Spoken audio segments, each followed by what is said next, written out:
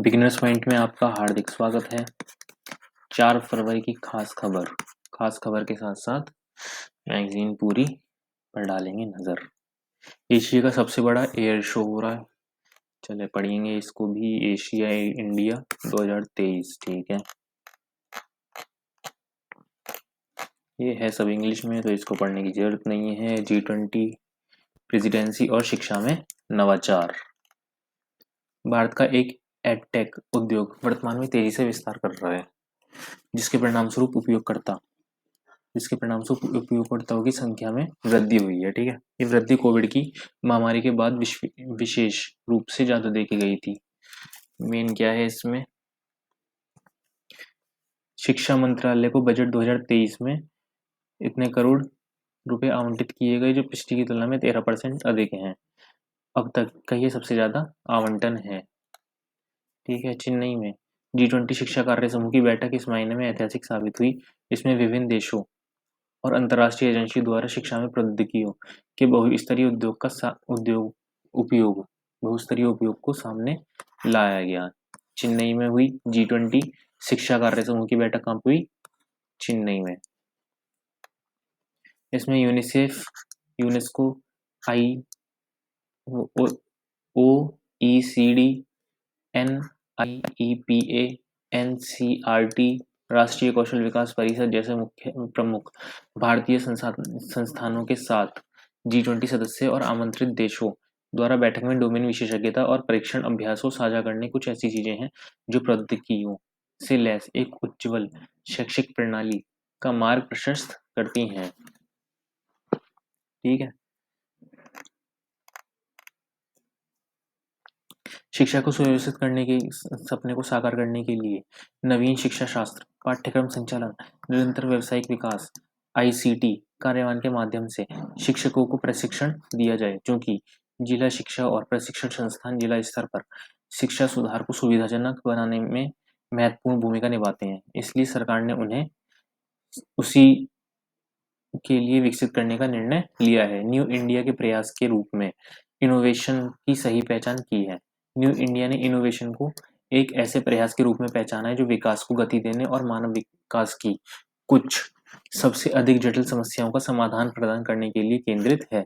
इससे देश को कोविड-19 महामारी की चपेट से मुक्त करते हुए विशेष रूप से शिक्षा क्षेत्र में नवाचार के महत्व को बनाए रखते हुए भारत के वैश्विक स्तर पर मजबूत लीडर बनने का प्रयास को गति मिलेगी। इसमें सबसे ज्यादा मेन क्या है कि इस बार बजट में ज्यादा वो किया गया है, ज्यादा पैसा आवंटन किया गया है। और G20 शिक्षा कार्य समूह की बैठक कहाँ पे हुई थी? चेन्नई में। ये सभी बैठकें कौन सी बैठक कहाँ पे हुई थी? ये एग्जाम में आ सकती हैं, खासकर जो छोटे एग्जाम होते हैं, ठीक है। एशिया का सबसे बड़ा एयर शो एयरो इंडिया 2023 नई कीर्तिमान स्थापित करेगा भारत। देखते हैं इसमें क्या है खासियत। गौरतलब है एयर इंडिया शो में वैश्विक स्तर की रक्षा कंपनियां अपने रक्षा उपकरणों का प्रदर्शन करती हैं। इसमें भारतीय रक्षा कंपनियां भी शामिल होती हैं। शो में एयरोस्पेस क्षेत्र में होने वाले बदलाव व विकास को प्रदर्शित किया जाता है। LCA तेजस एयरो शो के 14वें संस्करण में इंडिया पवेलियन का मुख्य आकर्षण होगा। बता दें, फाइनल ऑपरेशनल क्लियरेंस कॉन्फ़िगरेशन में स्वदेशी लाइट कॉम्बैक्ट एयरक्राफ्ट तेजस को एयर शो में इंडिया पवेलियन के केंद्र में रखा गया है, ठीक है।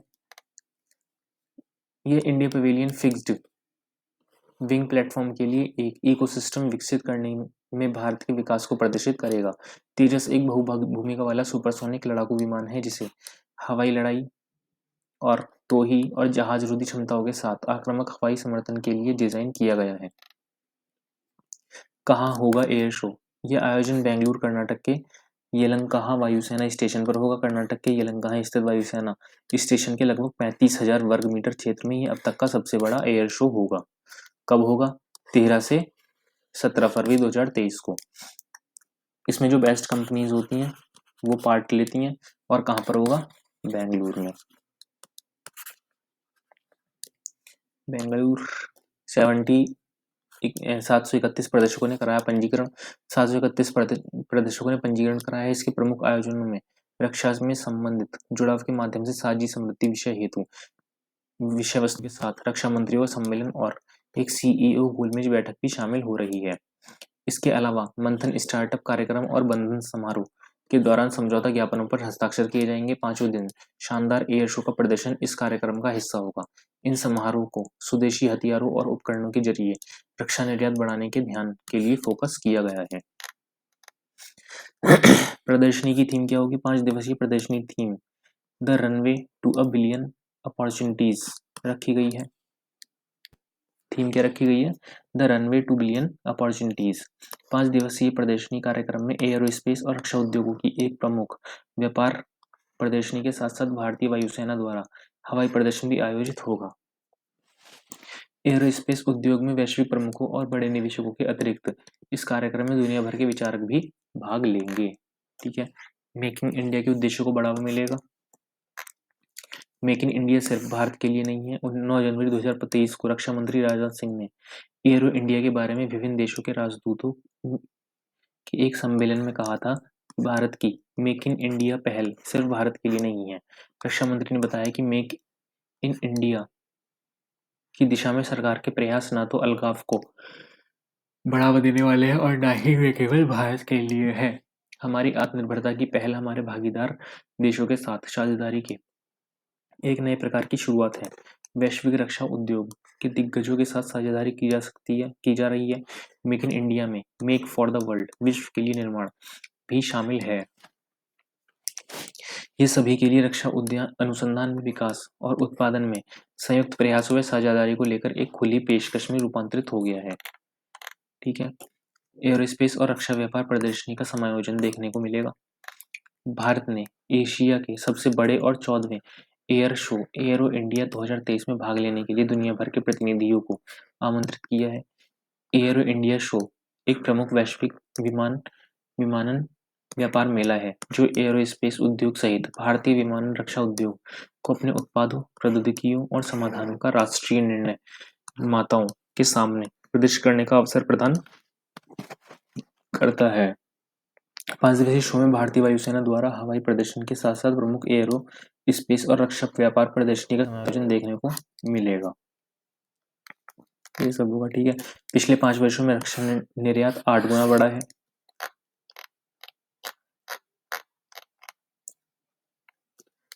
स्वस्थ दृष्टि समृद्ध काशी, ये एक नया अभियान है के तहत 500 से ज्यादा मोतियाबिंद के ऑपरेशन हुए। इस अभियान के बारे में और पढ़ लेते हैं। व्यक्ति को दूर या पास कम दिखना, गाड़ी ड्राइव करने में समस्या होना या दूसरे व्यक्ति के चेहरे के भाव को पढ़ने में दिक्कत होना मोतियाबिंद के लक्षण है। मोतियाबिंद में आंख में एक ऐसी स्थिति आती है जिसमें आंखों के लेंस में बदलाव होने लगता है। इससे देखने की क्षमता में कम होने लगती है। डॉक्टर के अनुसार मोतियाबिंद की बीमारी का समय पर इलाज नहीं कराया गया तो ये गंभीर बन जाती है। ऐसे में पीएम मोदी की पहल पर स्वस्थ दृष्टि समृद्ध काशी अभियान मोतियाबिंद से पीड़ित लोगों के लिए वरदान बनकर आया है।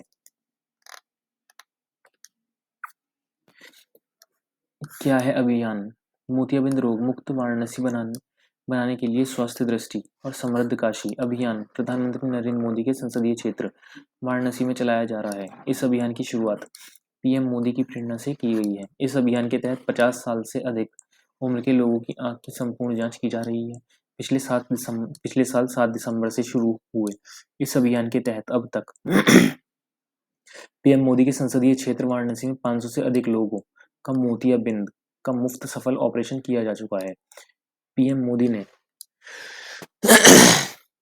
में ट्वीट कर इस अभियान का हिस्सा बने काशी के लोगों को हार्दिक शुभकामनाएं दी हैं। घर घर जाकर होती है आंखों की जांच। स्वस्थ दृष्टि और समृद्ध काशी अभियान वाराणसी संसदीय क्षेत्र में 1 साल तक चलाया जाएगा। इस दौरान आशा और आंगनबाड़ी कार्यकर्ताओं लोगों के घर घर जाकर उनकी आंख की जांच कर रही है, मोतियाबिंद के मरीजों की पहचान कर रही है। जांच के बाद जिनको चश्मे की जरूरत है उनको चश्मा दिया जाता है। जिनको मोतियाबिंद की सर्जरी की जरूरत है उनकी मुफ्त सर्जरी की जा रही है। ठीक है, लोगों की समस्याएं किस तरह की लोगों की समस्याएं हैं? स्वस्थ दृष्टि समृद्ध काशी अभियान के तहत हुए सर्वे में खुलासा हुआ है कि शहर में 50 साल से अधिक उम्र के लोगों की आंखों की रोशनी तेजी से कम हो रही है। हर चौथा व्यक्ति आंख की किसी न किसी समस्या से घिरा है। मोतियाबिंद और आंखों के सूखापन की सबसे अधिक शिकायतें मिल रही हैं। इसके अलावा लोग ग्लूकोमा और नज़रों के धुंधलेपन जैसी समस्याओं से भी पीड़ित हैं। पीड़ितों ने पीएम मोदी को दिया धन्यवाद। 40 साल बाद हर साल 40 साल के बाद हर साल कराई जांच। 50 साल से अधिक उम्र के लोगों को शुगर, बीपी, ग्लूकोमा सहित अन्य तरह की समस्याएं होने लगती हैं। इसका असर आंखों पर भी पड़ता है। इसके साथ ही स्क्रीन टाइम का भी असर दिखता है। इसलिए 40 साल की उम्र के बाद लोगों को हर साल आंखों की जांच करानी चाहिए। आंखों की जांच चश्मे की दुकानों पर नहीं बल्कि नेत्र रोग विशेषज्ञ से कराएं। अगर समस्या ज़्यादा बढ़ जाती है तो वहीं आगे जाकर ग्लूकोमा मोतियाबिंद का रूप ले लेती है। ठीक है।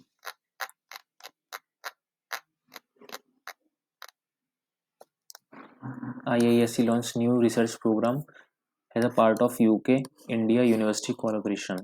इंडिया और यूके के साथ मिलके एक नया रिसर्च प्रोग्राम स्टार्ट करने जा रहे हैं। ये है, ठीक है। वेस्ट टू वेल्थ प्लांट विकसित करने के लिए आवासन और शहरी मंत्रालय ने 10 लाख से ज्यादा आबादी वाले शहरों के साथ किया समझौता। वित्त मंत्री निर्मला सीतारमण ने 1 फरवरी को साल 23-24 का बजट पेश किया। बजट में उन्होंने अमृतकाल के माध्यम से हमारा मार्गदर्शन करने वाली 7 प्राथमिकताओं सप्तऋषि का जिक्र किया है। इन प्राथमिकताओं में हरित विकास खंड के तहत सूचीबद्ध सर्कुलर इकोनॉमी को बढ़ावा देने के लिए गोवर्धन योजना के तहत 500 नए वेस्ट टू वेल्थ प्लांट्स की स्थापना का प्रस्ताव रखा गया है। कुल 10,000 करोड़ रुपए के निवेश के साथ इनमें 200 कंप्रेस्ड बायोगैस प्लांट और 75 शहरी क्षेत्रों में 300 समुदाय या क्लस्टर बेस्ड प्लांट शामिल होंगे। 10 लाख से ज्यादा आबादी वाले शहरों के साथ होगा समझौता। बजट में जिक्र की गई 7 प्राथमिकताओं को ध्यान में रखते हुए आवासन और शहरी कार्य मंत्रालय ने 10 लाख से ज्यादा आबादी वाले शहरों में वेस्ट टू एनर्जी और बायो मिथेनेशन प्रोजेक्ट्स विकसित करने के लिए एक MOU पर हस्ताक्षर किए हैं। कौन से? एक वेस्ट टू एनर्जी और बायो मिथेनेशन। इसमें स्वच्छ भारत मिशनरी 2.0 के अंतर्गत स्थायी सॉलिड वेस्ट मैनेजमेंट पर जोर दिया जाएगा। इस उद्देश्य के मद्देनजर मंत्रालय ने 10 लाख से ज्यादा आबादी वाले शहरों की श्रेणी में बड़े पैमाने पर सॉलिड वेस्ट प्रोसेसिंग की सुविधाएं स्थापित करने का निर्णय लिया है। कौन से हैं वो शहर? 10 लाख से ज्यादा आबादी वाले शहरों में लखनऊ, कानपुर, बरेली, नासिक, ठाणे, नागपुर, ग्वालियर, चेन्नई, मुंगेर, कोयम्बटूर जैसे देश के कुल 59 शहर हैं शामिल हैं। इन 10 लाख से अधिक आबादी वाले श्रेणी के शहरों में म्यूनिसिपल सॉलिड वेस्ट को बायो मिथेनेशन प्लांट्स के जैविक और गीले अंश के मैनेजमेंट, ठीक है। Waste to energy plant municipal solid waste से आने वाले सूखे कचरे के अंश का उपयोग करते हैं। SWM नियम 2016 का अनुपालन करते हुए निष्पादन करते हैं। निष्पादन में कम से कम जगह का उपयोग कर कचरे की मात्रा में अधिकतम कमी के साथ अक्षय ऊर्जा का उत्पादन किया जाता है, ठीक है। साथ ही ये पर्यावरण संरक्षण के वैज्ञानिक मानदंड को भी पूरा करते हैं। वेस्ट टू एनर्जी और biomethanation projects municipal solid waste के सूखे और गीले कचरे से हरित ऊर्जा का उत्पादन करके वेस्ट मैनेजमेंट में सर्कुलेटरी की अवधारणा को एकीकृत करते हैं। बिजली और बायो CNG जैसे बायो प्रोडक्ट भी वेस्ट मैनेजमेंट के कामों में स्थिरता प्राप्त करने में मदद करता है, ठीक है। इंजीनियर्स इंडिया लिमिटेड की होगी अहम भूमिका। Engineers India limited EIL waste management में सर्कुलेटरी को एकीकृत करने वाले कचरे की बड़ी मात्रा के लिए ऐसी परियोजनाओं को विकसित करने में इन शहरों की सहायता करेगा। पहले चरण में 10 लाख से ज्यादा आबादी वाले 25 शहरों को बड़े पैमाने पर कचरे से बिजली और बायोमिथेनेशन विकसित करने के लिए चुना जाएगा। इस प्रकार इस साझेदारी में EIL द्वारा प्राप्त प्रारंभिक तकनीकी मूल्यांकन और ट्रांजैक्शन एडवाइजरी सेवाओं में किए जा रहे सहयोग का महत्वपूर्ण प्रभाव पड़ेगा। निर्माण के दौरान EIL इन PPP प्रोजेक्ट्स की निगरानी करने में शहरी स्थानीय निकायों की मदद करेगा और वैधानिक अनुमोदन भी प्राप्त करने में मदद करेगा। पहल की शुरुआत किसने की थी? PM मोदी ने फरवरी 2022 में PM मोदी ने इंदौर में एशिया की सबसे बड़ी municipal solid waste based Govardhan plant की शुरुआत की थी। इसका लक्ष्य 19,000 किलोग्राम बायो CNG गैस उत्पन्न करना है। कितना है? 19,000 किलोग्राम बायो सीएनजी।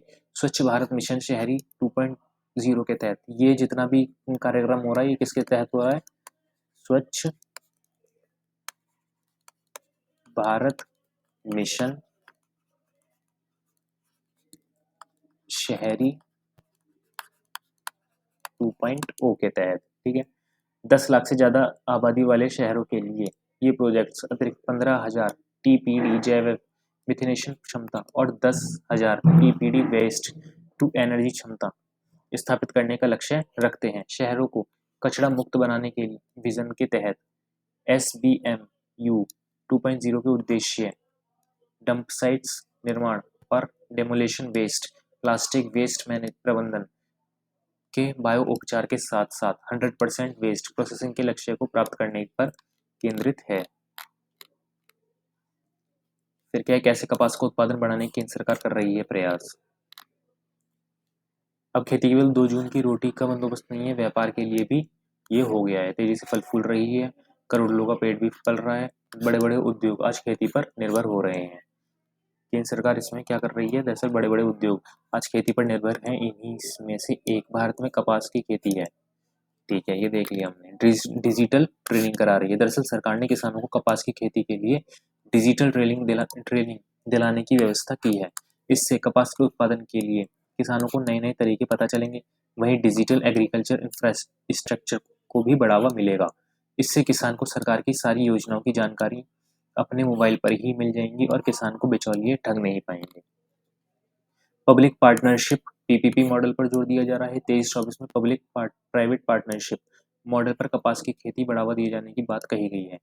इस दिशा में किसानों के लिए सरकार सहकर से समृद्ध प्रोग्राम चलाया जाएगा। इसके जरिए 63,000 एग्री सोसाइटी को कंप्यूटराइज्ड किया जाएगा, यानी किसानों के लिए किसान डिजिटल पब्लिक इंफ्रास्ट्रक्चर प्लेटफॉर्म तैयार कर किसान के लिए जरूरत से जुड़ी सारी जानकारी उपलब्ध कराई जाएगी। कॉटन को प्रमोशन देने से भारत को मिलेगी आर्थिक शक्ति। पीपीपी योजना के तहत प्रमोशन देने से भारत की आर्थिक शक्ति मजबूत होगी। कॉटन चैन रिएक्शन से एक समय ब्रिटेन और अमेरिका सुपर पावर बने। उल्लेखनीय है, अब भारत पीपीपी योजना के तहत कॉटन को प्रमोशन देकर आर्थिक रूप से अधिक सशक्त होगा। दुनिया में बेहतर किस्म कपास की आपूर्ति करने वाला अकेला भारत देश है। भारत न सिर्फ कपास संबंधी हर क्षेत्र में आत्मनिर्भर बन जाएगा, बल्कि दुनिया में बेहतर किस्म के कपास की आपूर्ति करने वाला अकेला देश हो जाएगा। चलो ठीक है। भारत में सबसे ज्यादा होती है रकबे पर कपास की खेती। सबसे ज्यादा रकबे पर कपास की खेती की जाती है। यहाँ 133.41 लाख हेक्टेयर में कपास उगाया जाता है, यानी विश्व भर के 319 लाख हेक्टेयर का रकबे से 42% अधिक रकबे पर कपास की पैदावार होती है। भारत में लगभग 67% कपास की पैदावार बारिश पर निर्भर क्षेत्रों में, 33% पैदावार सिंचित क्षेत्रों में होती है। विश्व में भारत कपास का सबसे बड़ा उत्पादक देश है।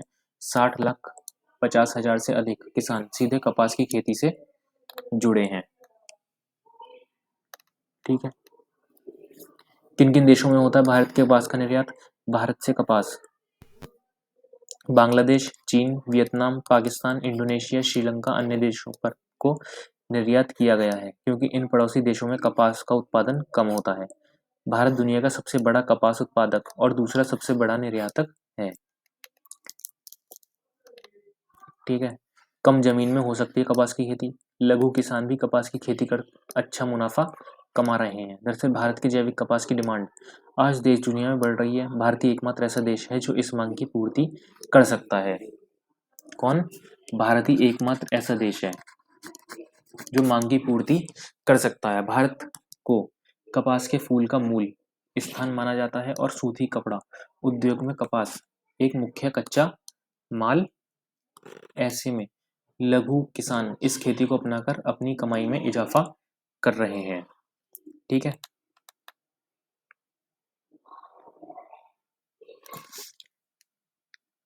दो 2025-26 तक 100 अरब अमेरिकी डॉलर के कपास निर्यात का लक्ष्य है। कपास उत्पादन के क्षेत्रों में सरकार के तेज होते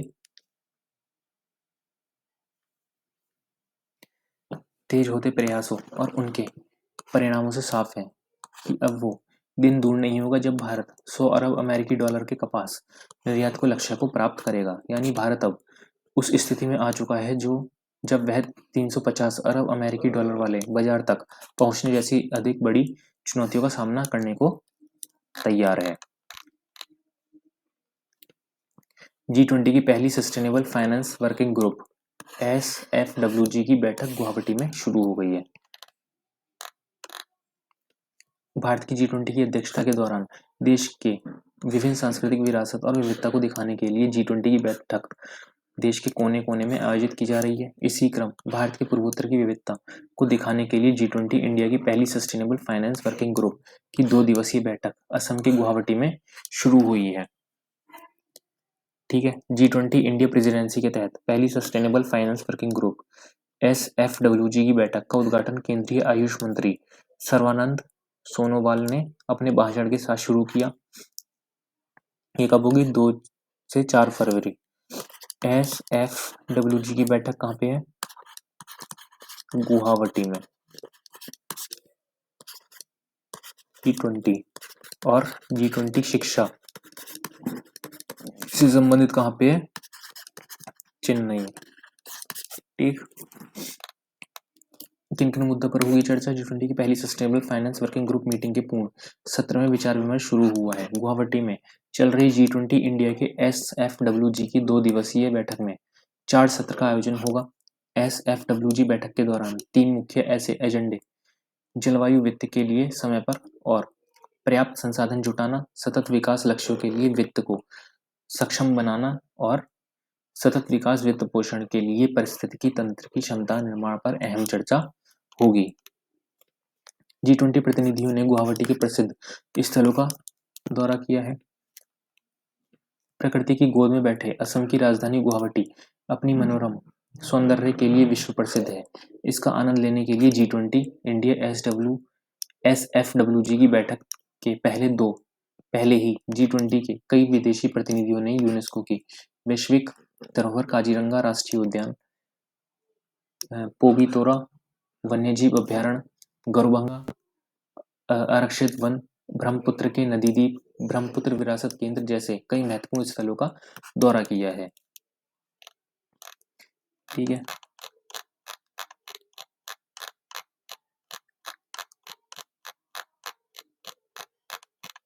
अब सीधा चलते हैं खास खबरों पर। चलिए, केंद्रीय मंत्री गजेंद्र सिंह शेखावत ने जोधपुर में पहली रोजगार कार्य समूह की बैठक के उद्घाटन सत्र को संबोधित किया है। उन्होंने अंतर्राष्ट्रीय समुदाय के सदस्यों से सभी लोगों के लिए अच्छे काम और समावेशी विकास के अधिक अवसर पैदा करने में सार्थक प्रगति करने के लिए एक साथ प्रयास करने का आह्वान किया। सिंगापुर के सुप्रीम कोर्ट के मुख्य न्यायाधीश सुंदरेश मेनन ने राष्ट्रपति द्रौपदी मुर्मू से राष्ट्रपति भवन में मुलाकात की। न्याय को सभी के लिए सुलभ बनाने के महत्व पर दोनों के बीच विचारों का आदान प्रदान हुआ। विदेश राज्य मंत्री वी मुरलीधरन 4 फरवरी 2023 को श्रीलंका के 75वें स्वतंत्रता दिवस से जुड़े समारोह में भाग लेने के लिए आज रात कोलंबो पहुंचेंगे। विदेश राज्य मंत्री श्रीलंका के राष्ट्रपति रानिल विक्रमसिंघे और विदेश मंत्री MUM अली साबरी के साथ आपसी हित के मामलों पर अलग-अलग द्विपक्षीय बातचीत भी करेंगे। 4 भारतीय अमेरिकी सांसदों राजा कृष्णमूर्ति, प्रमिला जयपाल, अमी बोरा, रो खन्ना को प्रमुख अमेरिकी सदन समितियों के सदस्य के रूप में नियुक्त किया गया है, जो अमेरिकी राजनीतिक के समुदाय के बढ़ते प्रभाव को दर्शाता है। लोकसभा में रक्षा राज्य मंत्री अजय भट्ट ने जानकारी दी कि 264 अनुबंधों में से कुल अनुबंध मूल्य के 36.26% के लिए 88 अनुबंधों पर USA, रूस, फ्रांस, इजराइल, स्पेन सहित विदेशी विक्रेताओं के साथ हस्ताक्षर किए गए हैं। श्रीलंका ने रामायण से जुड़े स्थलों की पहचान की है, जिनका उपयोग भारत को लक्षित पर्यटन को बढ़ावा देने के लिए किया जाएगा। G20 इंडिया की पहली एनर्जी ट्रांजिशन वर्किंग ग्रुप की बैठक 5 से 7 फरवरी 2023 को बेंगलुरु में होगी। टीम इंडिया आज रात 8:30 बजे Davis cup world cup group 1 play of में डेनमार्क से भिड़ेगी। तो आज के समाचार यहीं समाप्त होते हैं। अब मिलेंगे कल। वीडियो को लाइक करें, कमेंट में बताएं कैसी लगी और सब्सक्राइब करें, अपने दोस्तों के साथ शेयर करें। धन्यवाद।